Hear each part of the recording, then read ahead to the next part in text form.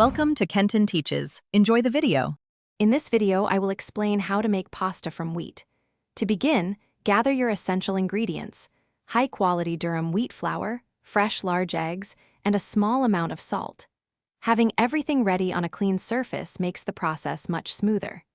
This simple combination forms the foundation of delicious homemade pasta, promising a delightful culinary adventure right in your own kitchen.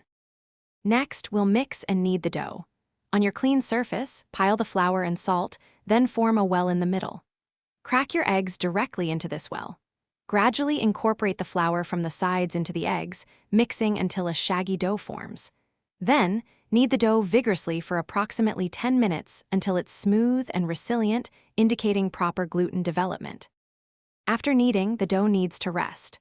Wrap it tightly in plastic wrap and let it sit at room temperature for at least 30 minutes.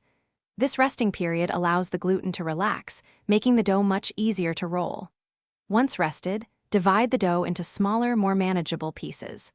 Then, using a pasta machine or rolling pin, roll each piece until it's consistently thin, about 1/16 inch thick. Finally, it's time to cut and cook your pasta.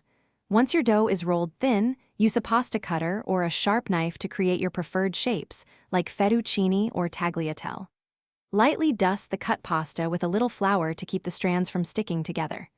Bring a large pot of salted water to a rolling boil, then add your fresh pasta.